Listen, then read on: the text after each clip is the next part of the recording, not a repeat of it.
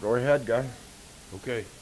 Jim, you want to run this from there, or you want us to run it from here? Unmute yourself. Why don't you go ahead and run it from there? It's probably going to be a little bit easier than me all the way out here. All right. If you all stand, we'll say the Pledge of Allegiance and get this workshop going. Shut up. There we go. I Pledge allegiance to the flag. To the flag of the United States of America and to the republic for which it stands, one nation, under God, indivisible, with liberty and justice for all. Okay, while we're waiting for CSU together, why don't we have the health department come up and talk to us about what we're going to do with public health and the transfer of titles for OWTS systems.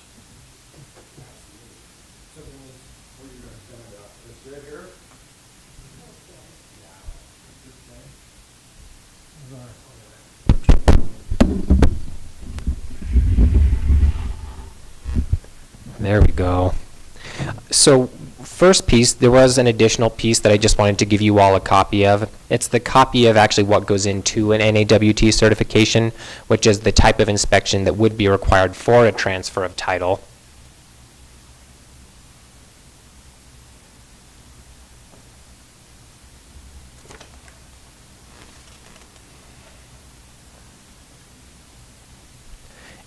And so basically that inspection would not be done by the health department. NAWT inspectors are, basically they work for a private company, and this is basically a national list or a national list of requirements that those inspectors are looking for a transfer of title. Those inspections are used for a couple of other things.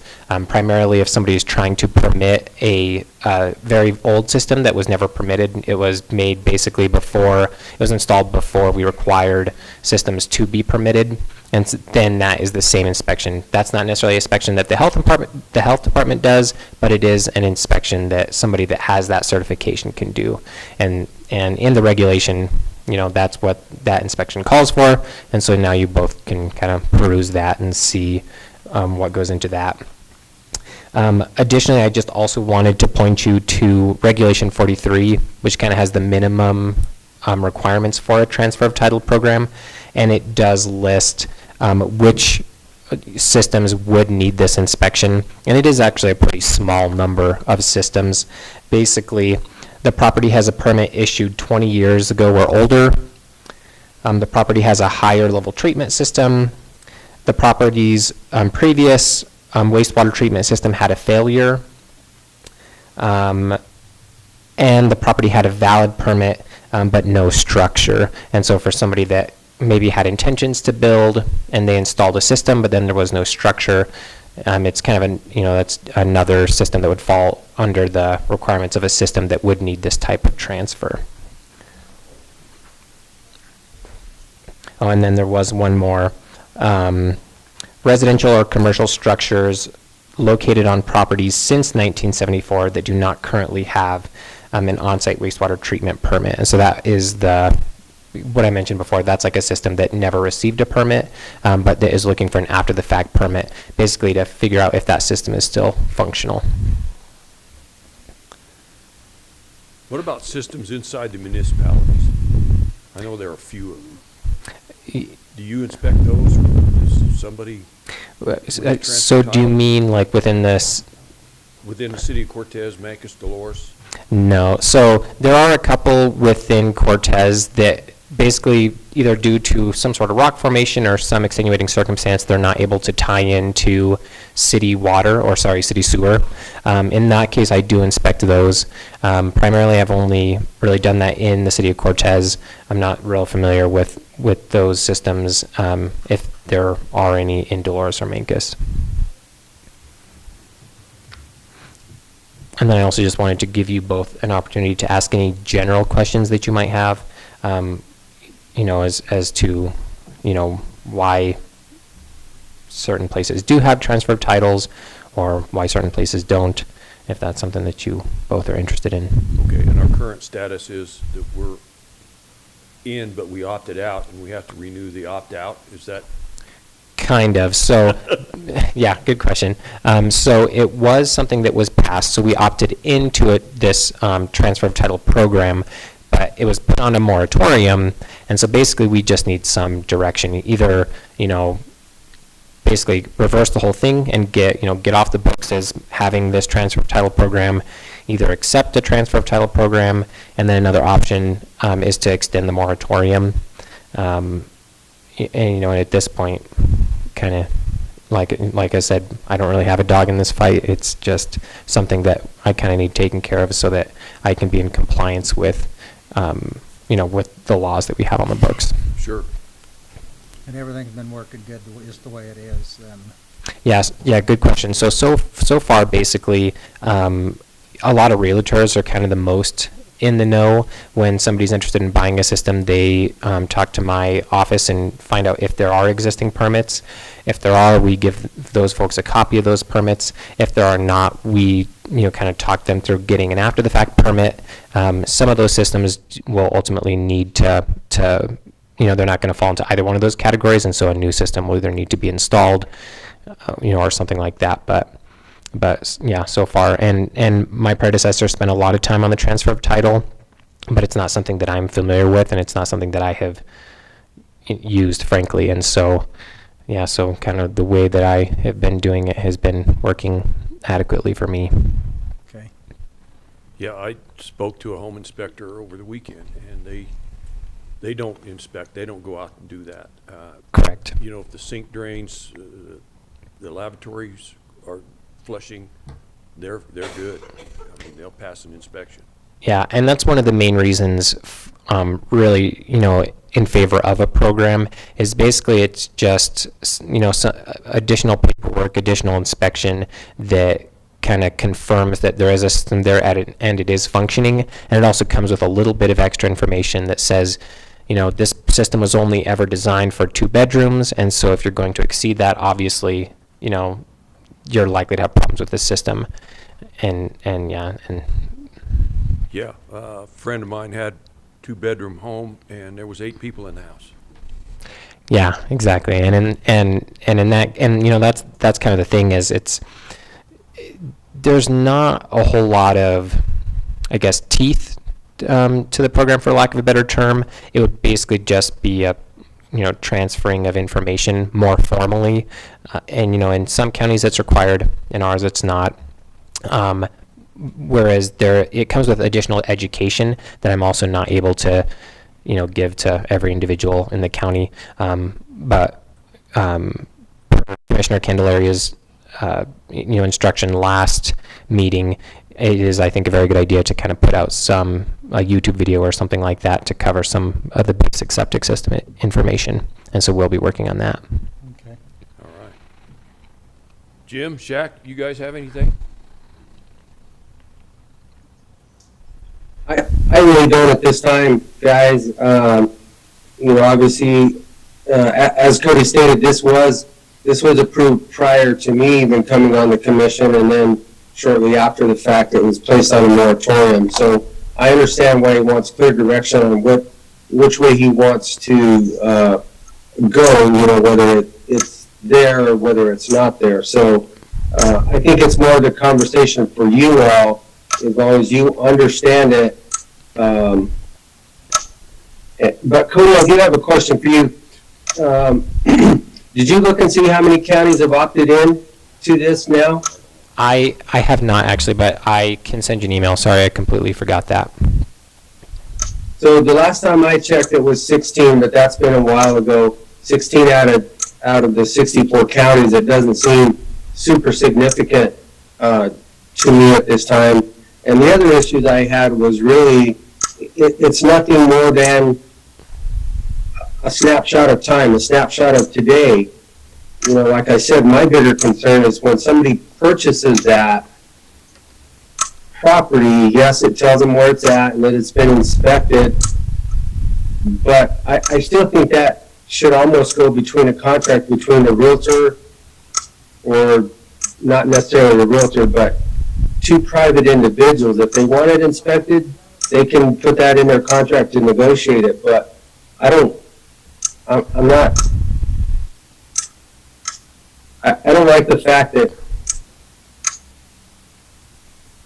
it would be mandated as a have to do. I think that just lies as something between the two, buyers and sellers. So that's really all I have to say. Okay, thank you. Yeah, thank you all. Appreciate it. Absolutely. Yeah, thanks for coming in. Okay, CSU, come on up, have a seat. These are better seats up here. Yeah, we're going to join up front here in the seats. And Yeah. My advisory committee and staff want to join us up here. You're good? Okay. Yeah, no, nothing up.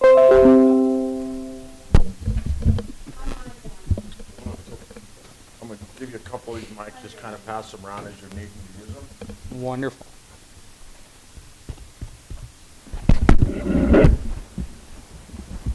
Pass this around as you're using this.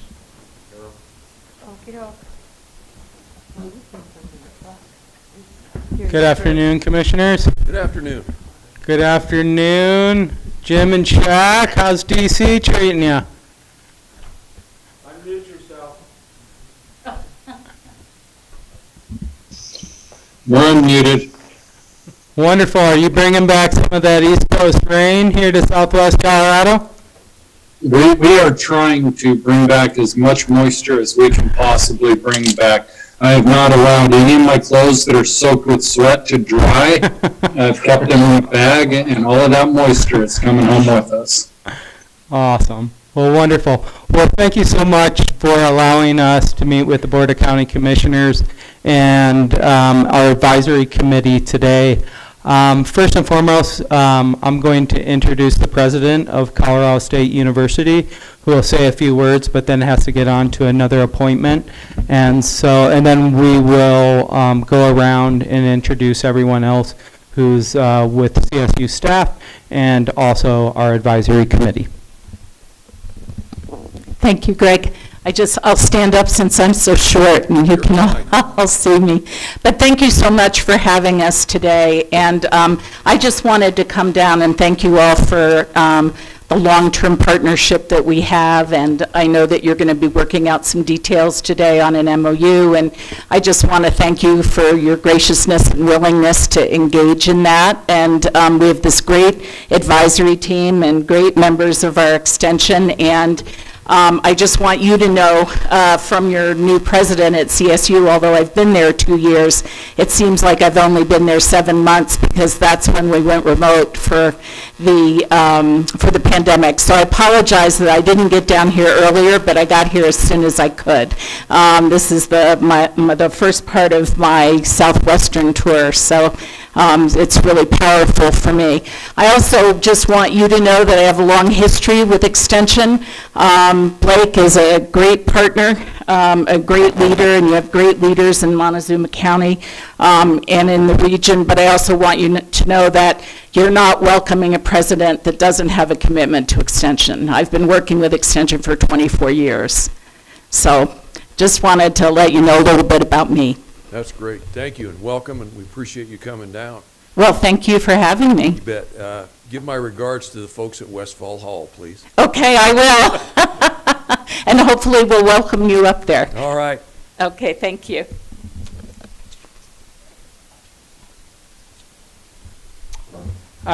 We're just going to really briefly, so Jim and Shak and everyone knows who's in the room. We'll then get on to the MOU. And then also, if you guys want to stick around, we'd love to share some comments from our wonderful volunteer staff with our Master Gardeners program and also our Extension Advisory Committee on their thoughts on extension in our area, where we're moving, things that we can do better, and how we can make that partnership between the county and the campus even better. On to that end. Walk over here so the camera sees me. I can see our colleagues. Thanks for having us here today. My name is Blake Naughton. I'm the Vice President for Engagement and Extension at Colorado State.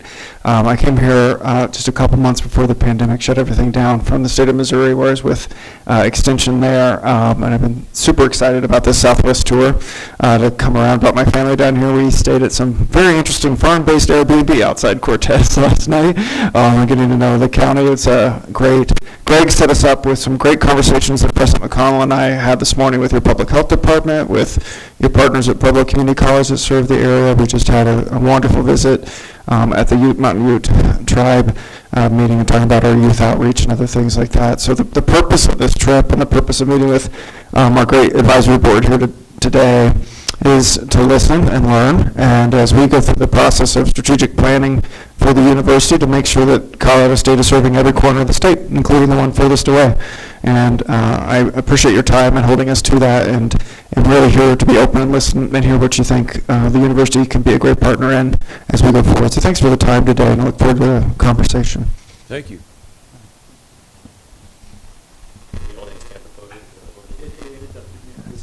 Okay. My name is Darren Parmenter. I'm also with CSU Extension. I am based out of La Plata County. I'm a county director there as well as horticulture and small-scale ag.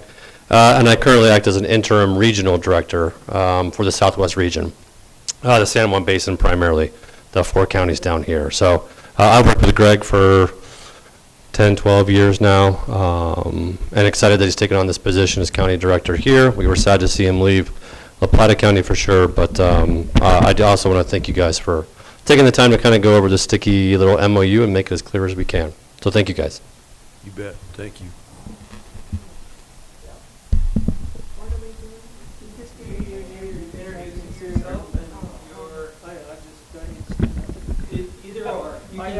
Well,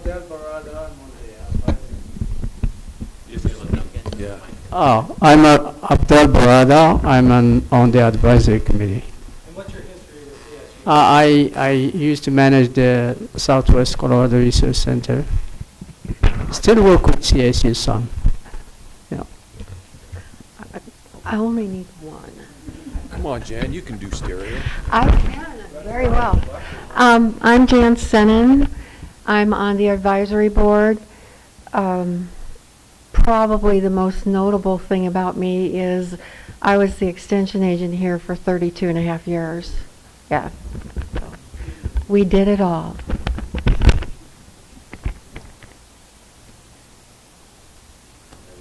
Eventually, I'll be here.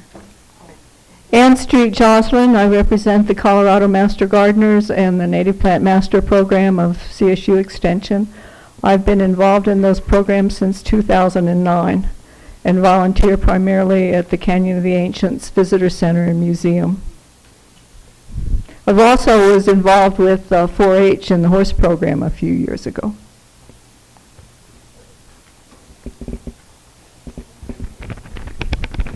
Don Bain, the advisory committee, and then Joe Stevenson and I spent about 8 years on the fair board together. Yeah. Well, let's go to town. Wonderful.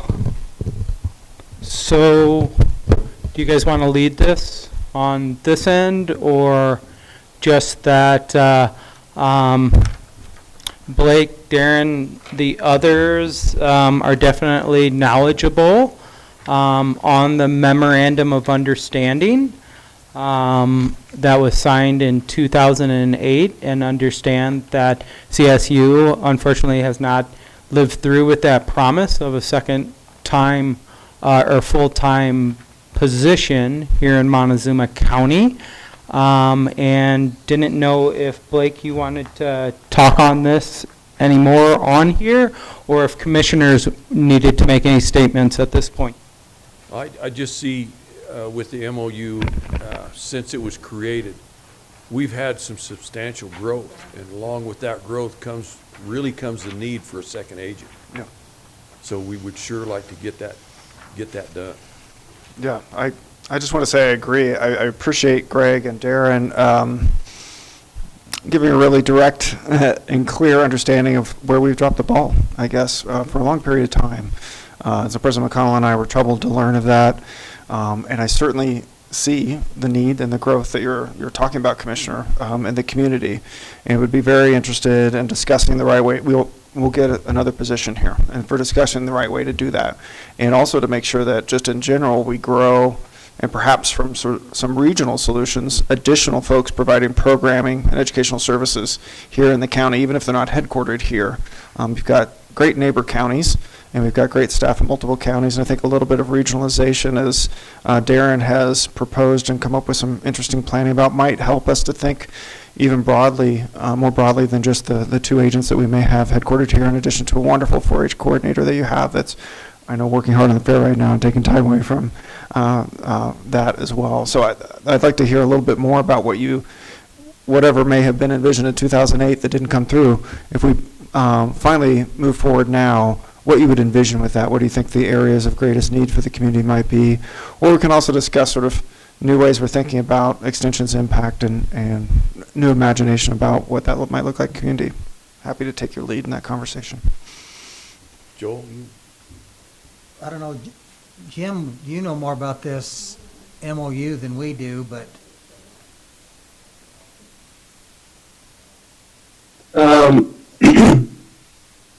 I probably do, but I guess, the biggest struggle that I have with it is really wanting to maintain full-time that second FTE, kind of the way the MOU states. And we really haven't had that at all for the last at least 2.5 years since I've been on the commission.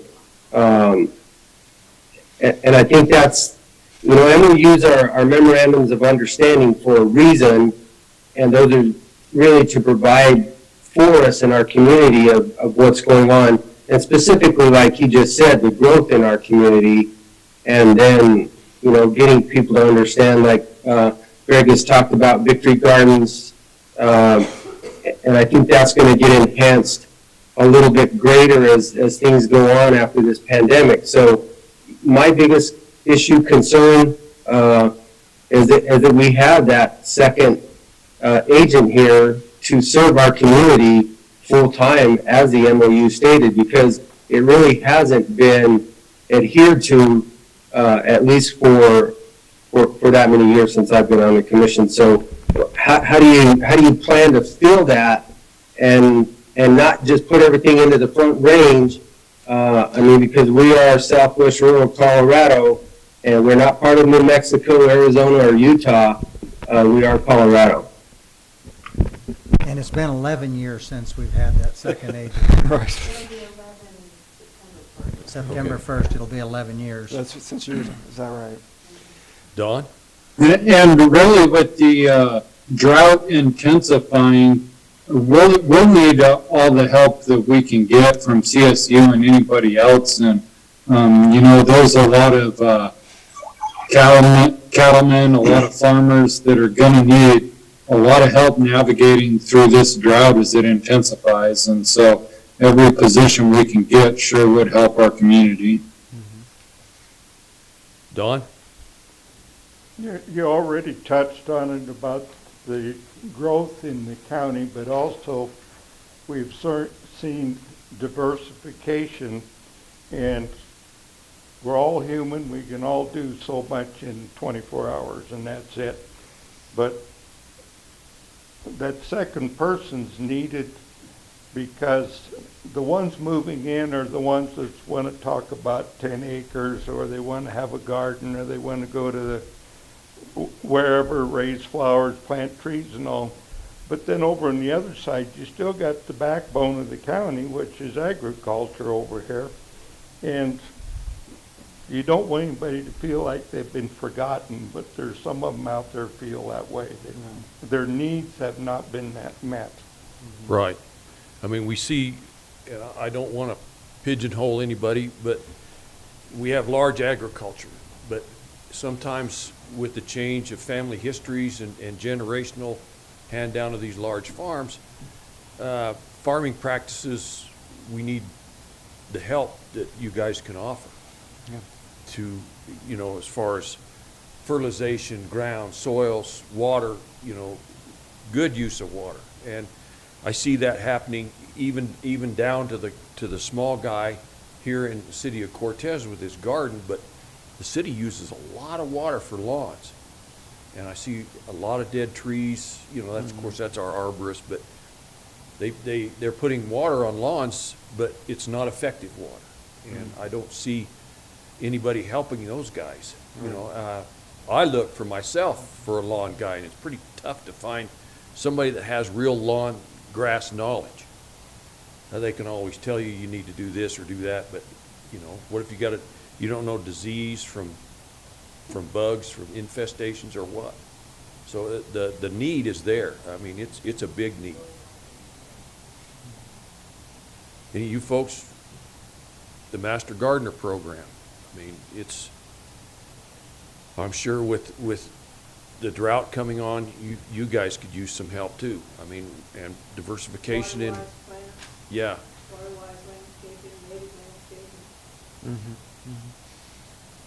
Well, and I know he's worked, but between you two, and even working with Gus and the guys in San Juan County, Utah, is some of these we could do more community-based things. When we bring the quote expert in, maybe you can hit 2 or 3 counties at the same time, or have a county meeting here this time, invite people, and next time go over to La Plata County, but keep the door open. But the basis of the MOU is good. We just need that second person. Just to kick us follow off. through, yeah. Yeah. Well, let me talk through a couple different options we have with that Okay. and some investments that are coming. We were fortunate that last month the Board of Governors of Colorado State approved a 3-year investment that they call the Rural Initiative. Some commissioners participated in a retreat with our board in February from across the state. All the number soup of the 15, the 22, whatever the regional association groups were, along with some people from CCI, talking about what were the greatest needs, particularly in rural Colorado, and helping to guide the president, myself, in that reinvestment, what that looks like. So from that, we're looking at a number of different things. One is going to be definitely youth outreach, particularly related to youth, the Mountain Ute tribal area and with the Southern Ute and the neighboring areas. So we do better about reaching more youth than we have in the past. So I want to put that on the table as well.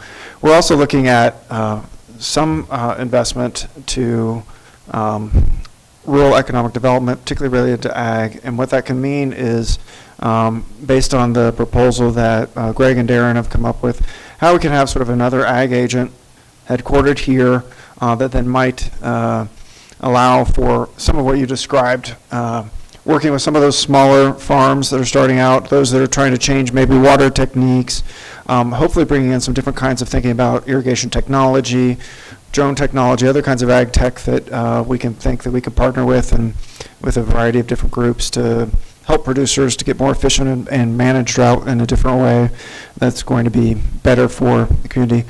We find a lot of those folks also work with, you talked about the city or other private landowners and developers of making water-wise developments for if a new neighborhood crops up, how are we doing the right kind of plantings, how are we doing the right thing that's actually better for the whole community. So maybe we can find that kind of position as well.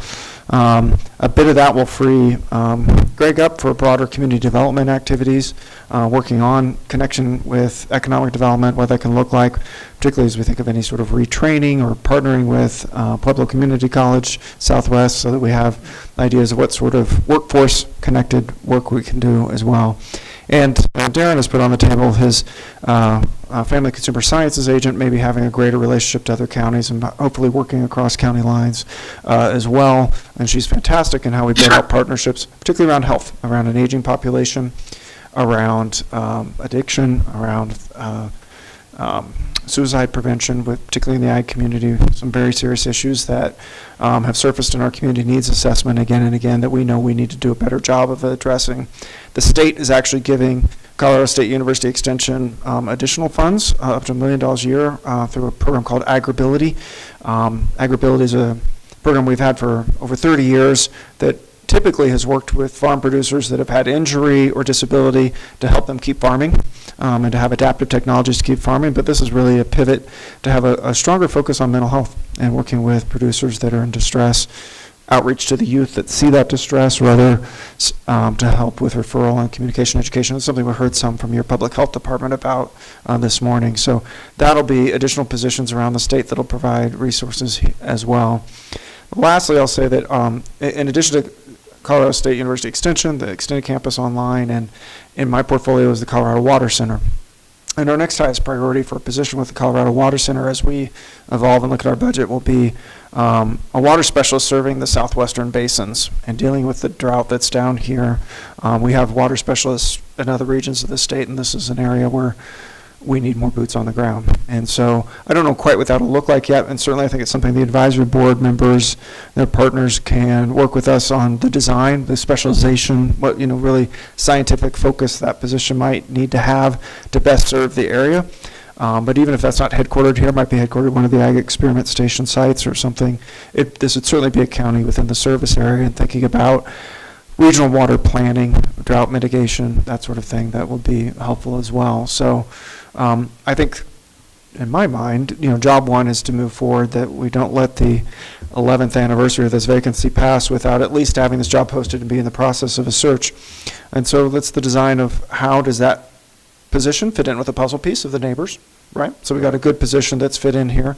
And then to also think about, as Greg reports out to you, the commission on the community needs assessment and his findings and priorities here, how we come up with a plan. What do the next few years look like for the kind of impact you seek for CSU to have in partnership with you and other stakeholders in the community, what that can look like, so that we're marshaling all of those new resources and existing resources in more focused ways toward the outcomes that you want in that way. And it's really important to me personally, but to our organization, to think about that outcomes planning. What we're working on now with President McConnell is a focus on the plan for the university and what we want to look like on August 1st, 2026, which of course is the birthday of the state. That'll be the 150th birthday of the state of Colorado. So we're targeting, what do we want our extension system to look like by then? What kind of impact should we have? What kind of specialists should be working down here, and what should their focus be that'll be what the community needs? So that's why we really appreciate your time and Greg and the staff's time for taking seriously that community needs assessment and reaching out to those that we've been serving well for a while and those in the community that we haven't really connected to as well as we should have, to figure out what that looks like. So I guess the question would be, is that a good way forward to think about the design of that position, knowing it's a jigsaw puzzle of some other positions around it, and to move forward on that in particular? And Right. yeah. I just think we're spread so thin that you can't Right. do justice to any part of that. Large agriculture needs a really big help. Right. Blake? Yeah. I'm a little confused. The MOU calls for a full-time equivalent person. So are you talking about putting a human being, real live person in Montezuma County? Yes, another real Or life. 20% of 5 different people for all the categories and areas that you have mentioned? What I would say is both. We'll put a real live human at a desk in the office here, right here in Montezuma County. 100% of the time? Well, I would hope that any of our specialists, if they bring a specialization that Dolores County doesn't have, that La Plata doesn't have, that maybe they do programming that help benefits Montezuma County residents first, but also those residents. And so, yeah, maybe they're doing programming in both, but headquartered here, and this being the focus, and some regional focus of those folks coming from the other counties. So the desk may have different occupants on different days? Well, my vision of extension is not many people are at that desk much. They're out in the community, and they're teaching, and they're partnering, and they're out in a good master gardener with you, but not sitting at that desk. But yeah, that person focused here in Montezuma. It's a big enough county, that's for sure. Yeah. And just to dispel any myth, I heard the reference to the Front Range. I mean, we certainly per capita are committed to many more folks helping in rural Colorado than the bodies we put in along the Front Range counties, if you're thinking about the number of people in those communities. And it's because of the diversity of needs are sometimes land-based, and so that's why we work in that way. Jim, you and Shak have anything else?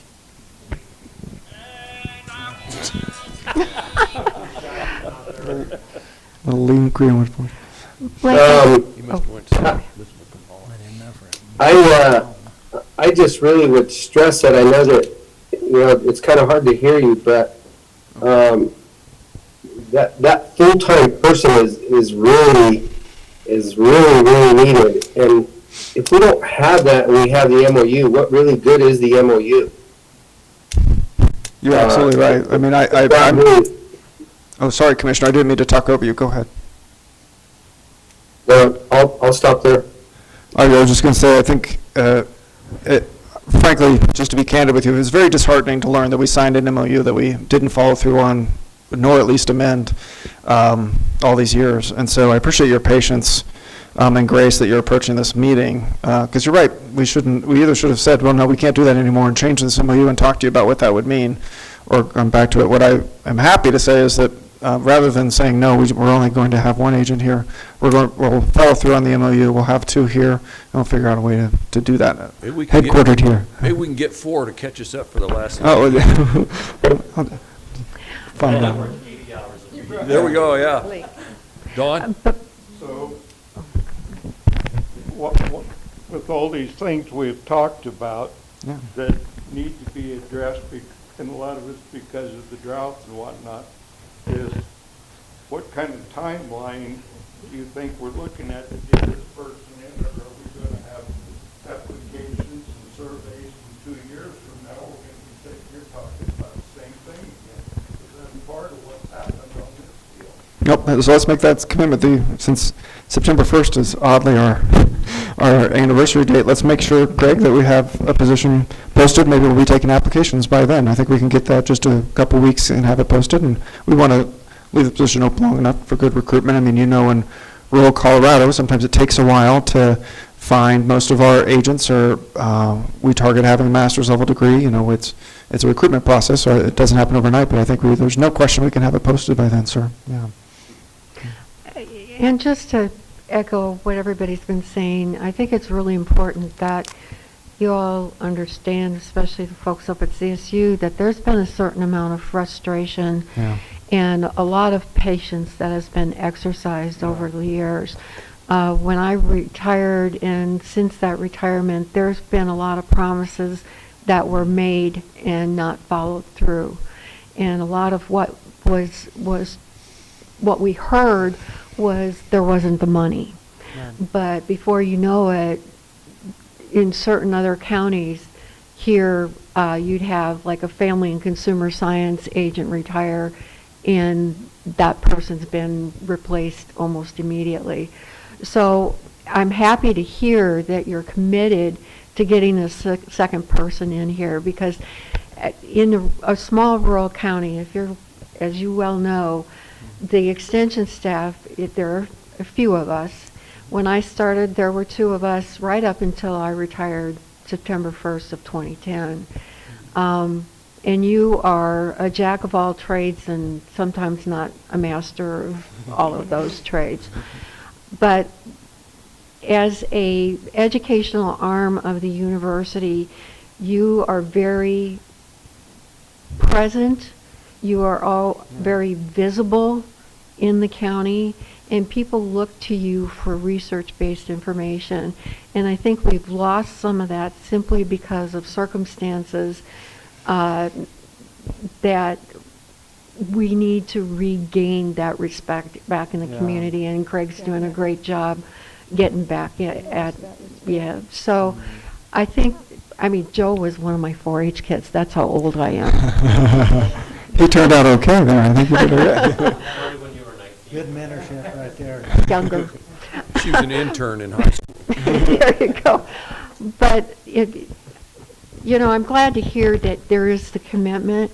I just hope that there's the follow-through, because that's something, like I said, promises been made over and over, and I've been on the advisory board since I retired.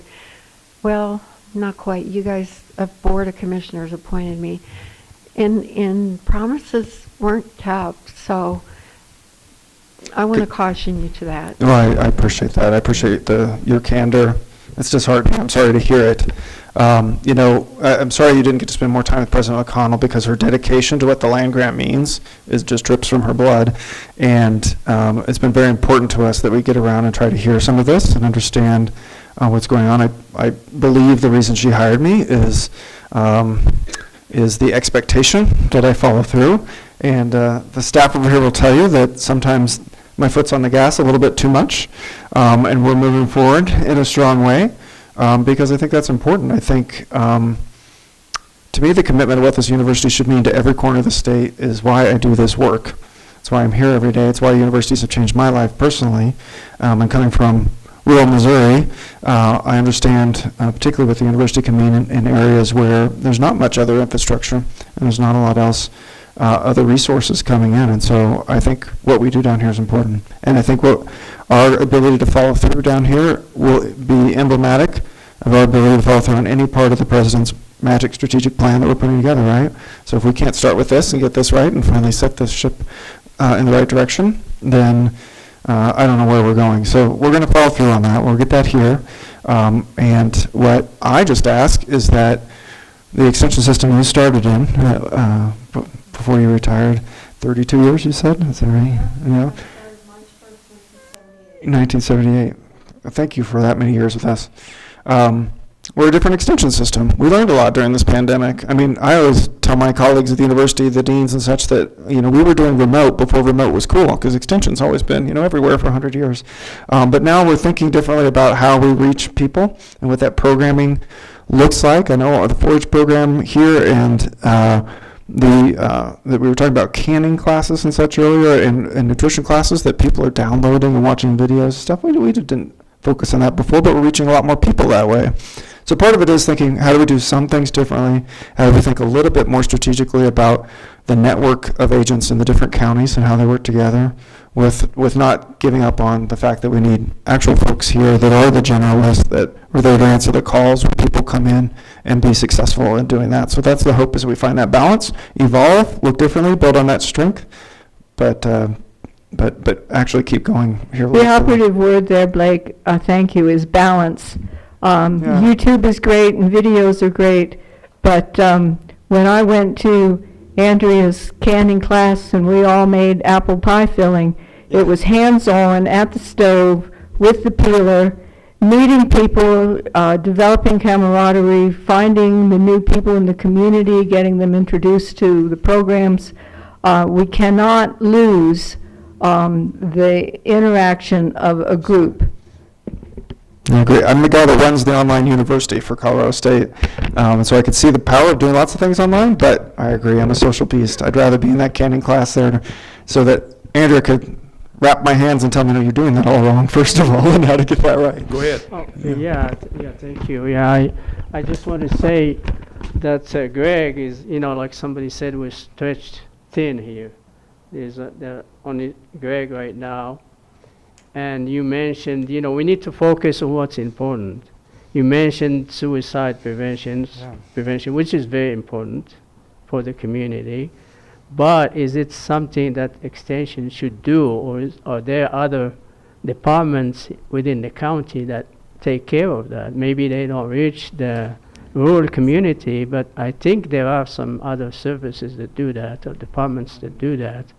So we really need to focus on what's important, and maybe also coordinate with the research center a little more, and some of that is being done for the fruit tree orchard, but probably need to coordinate with them a little more, because there are some things they can do better or help Extension do. So I always, felt when I was at the research center there wasn't really enough coordination between the research part and the extension part of the CSU system in this area, and probably in the whole state, unlike Missouri and Nebraska and other states. So we really need to focus what's important, and there's a lot of growth in the county, and there are a lot of small acreage owners, and they they don't know how to take care of the weeds, or what to grow, what to plant, what trees, not just crops, but also trees or ornamentals and things like that. So there are a lot of different things in this county. While we're talking about trees, we'd sure like CSU to take back their Russian olive trees that they gave us a number of years ago. Yes, it'd be nice, yeah. Really? Are they a problem? Oh. Oh. Yeah.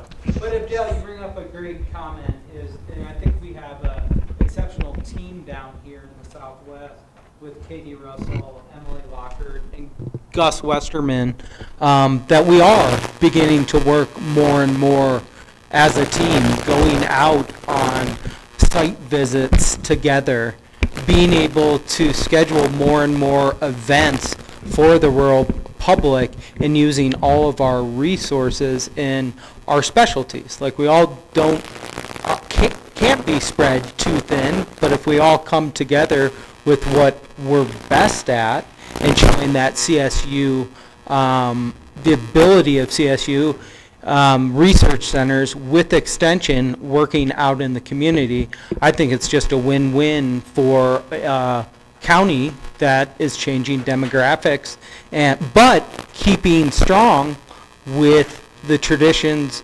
of a great agriculture area as well too.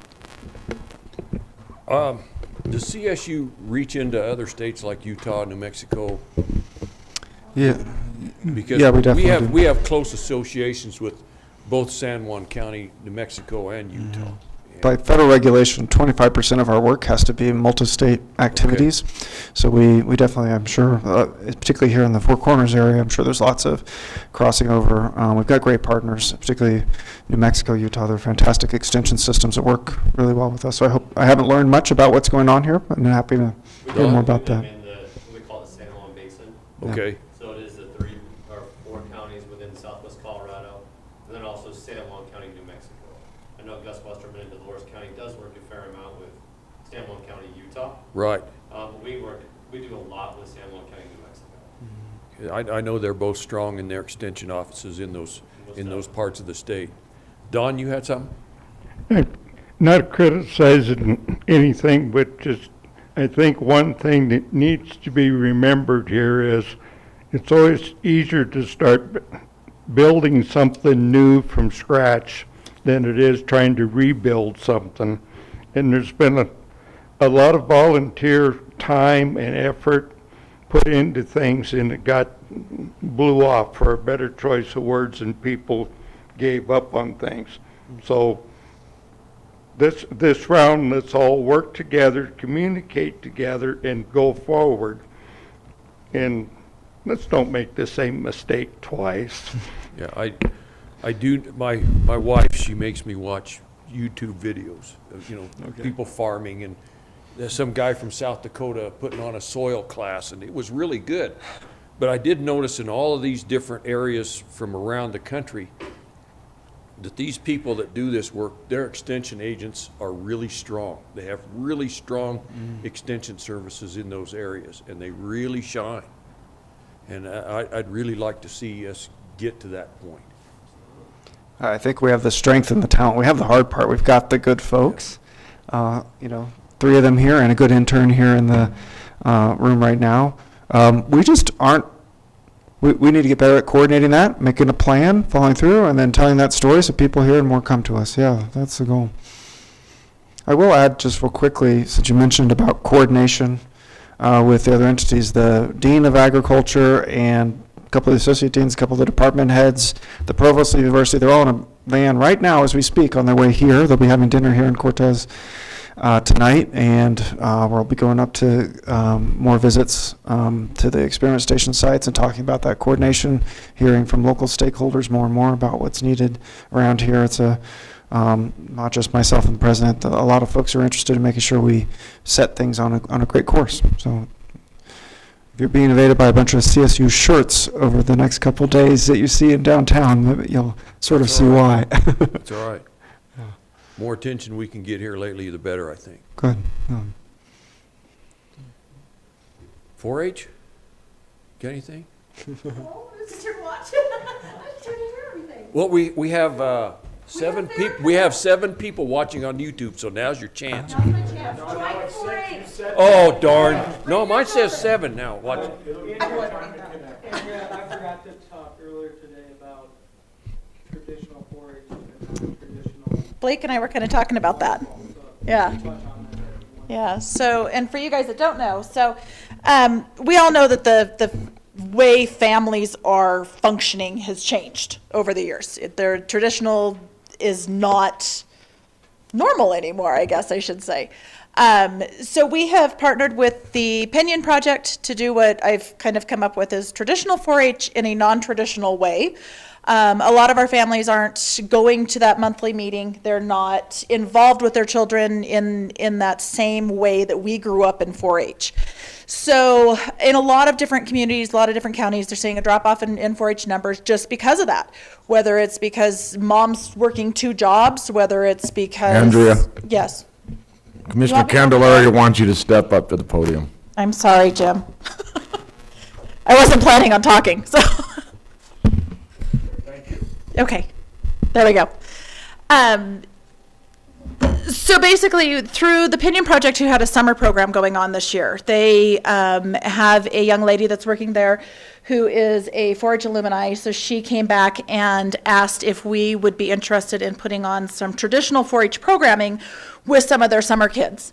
So I've been working with scrapbooking, Greg's been working with gardening, and then our other intern that we have has been doing robotics with these kids. There's been some challenges because attendance is not always there, which is another thing we're seeing all the way across the board with 4-H programs. You would think that asking for 1 meeting a month for them to be at wouldn't be that much, but when they have sports, when they have all these different things that they're trying to do, we're seeing some differences in what the attendance rates are. So these kids, we've been working with them every Tuesday for 3 hours from 9 to 11, working on basically our traditional 4-H project. They will have the opportunity to be able to take those projects to the county fair and be able to show them, just like any of our other kids will do. They'll do an interview, they're doing a community service project through the Pinion Project, and hopefully we'll get them at the county fair and they'll get to have that same experience that they probably would never have otherwise. So we're also looking into, as some of our schools are transitioning into having a 4-day week.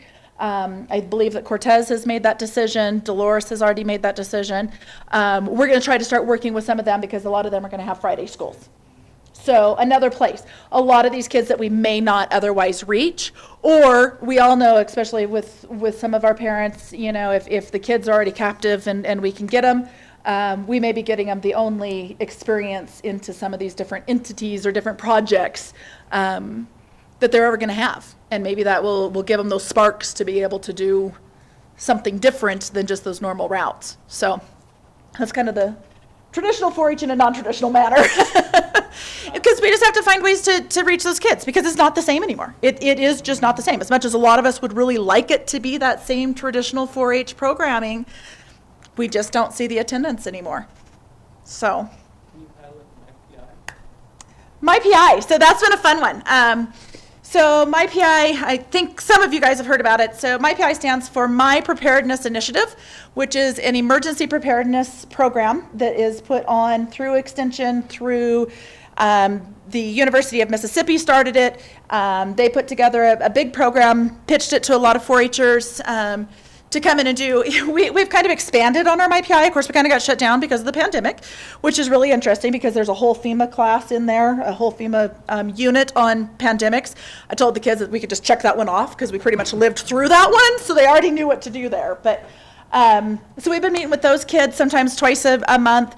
We've done search and rescue. We've done, our emergency manager for the county has been coming in and doing some classes with them. They've had a lot of fun. We've been doing some dehydration and putting together some soup mixes that they can put into their to-go boxes.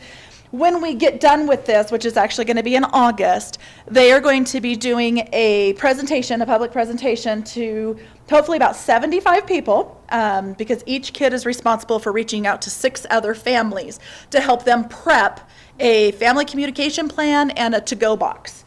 We all know that we have huge wildfire stuff going on in our area, and that's exactly what it's meant to do. What do you grab? How many of you guys have your birth certificates already in a box ready to go?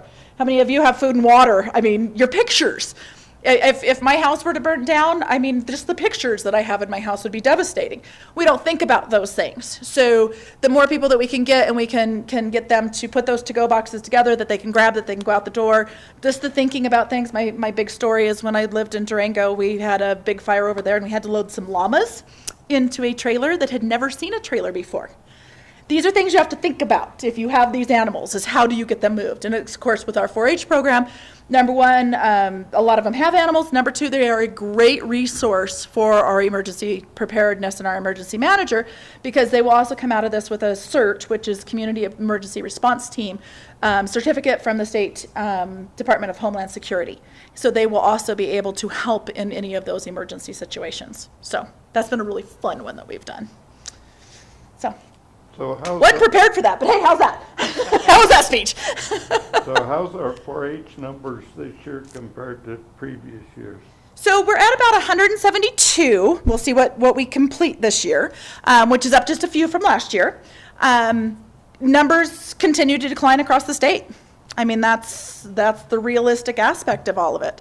That's why we're hoping that with some of this school interaction with some of those kids that may not ever get to see traditional 4-H, that maybe that will help boost some of those, because we all know 4-H gives so much. The life skills, the all those things. I couldn't stand up here right now if it wasn't for the fact that I was in 4-H. So, you know, there's so many of those things that we all know that we can all go back to say 4-H does for you. So hopefully we can get out there to other people. It's trying to find a way to make those things work that aren't working anymore. So. Anybody else got anything? No, ma'am. Got put on the spot there? Come out to the county fair. Yes, come out to the county fair. We have our horse show is coming up this weekend. So we'll have 2 days of horse shows. Then we kind of take a week off from 4-H stuff. The fair board kind of starts moving in, starts putting their stuff together, and then we're gung-ho for county fair. Next 3 weekends of my life. So. Is there a carnival? No, they do not have a carnival. Yeah. That bumps you out. I can see. Well, the grandkids are into it. Oh, I thought it was gonna be you. I know that they will have, there's several different rodeos going on. They've got mud drags going on. They will have a demolition derby. There is a concert. Trying to think of some of the other highlights. Yeah, there should be funnel cake somewhere. There better be fun. I usually just get the Republican Party popcorn. That's usually the only thing that sustains me the whole week of fair. So funnel cake is always good if I can find it. All right, there's my speech. Okay. Thanks a lot. Thank you. Anybody else have anything they'd like to bring up, talk about? We're looking to the advisory board to keep us advised, especially on this new extension agent. Just keep your promise. Yeah. Yes, absolutely. And I want to welcome the advisory committee. If after this you want to come, I know our last meeting was canceled because of renovations to our offices. And I know the commissioners have come over and seen the new renovations and want to invite you over back to the office if you want to check out the renovations. I also had us bring in some snacks. If anybody wants any snacks, cookies or Cookies are really good. stuff. Yeah. So please help yourself. But I'll eat one for you, Jim. Yeah, I was going to say, Jim, we're going to eat yours if you don't mind. That's perfectly fine as long as I don't see that pink paint on the wall. Don't worry about that. We'll get that taken care of. So who's this young lady sitting over there? Yes, very good. Thank you for bringing that. Chelsea, would you like to come up? Because I don't know if our advisory committee has met you yet. So if you want to explain who you are, what you've been doing here for the last month and a half, and kind of the things you've been working on with Gus Westerman and myself. sorry, put you on the spot now. It's all fair. I don't know if I need to stand up here, but I'm Chelsea, and I'm currently doing my master's at Colorado State in agriculture and resource economics. So I'm down here for the summer doing some research with Greg and Gus on how to create rural economic development through agriculture, and then also looking at food systems to meet food security needs. So that's actually, I'm finding, to be a very complex project. A lot of different moving parts, from labor to educational pathways to water resources, mental health, just about everything you can think of. So Really have spent a lot of time just talking to as many people as possible in food systems, speaking to farmers, what they're going through, and trying to piece it all together. So we'll see where that leads and kind of different things that I can pull away from this and hopefully help, down the line too, after I finish up my schooling and all of that. But it's been very eye-opening and very educational to be here and to actually be speaking to people and not just sitting behind a computer or, reading economic books or whatever else. So thanks for having me. Thank you. Good luck. Yeah. Anything else? I think that's what we got. Okay. Well, we sure appreciate y'all coming. Thank you. Welcome to stay, have a snack, visit, whatever you want to do. Jim, we're done.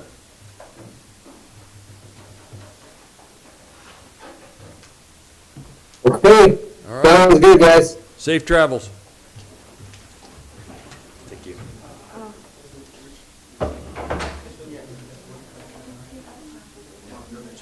So, I think you already shut us off. I said we're done anyway.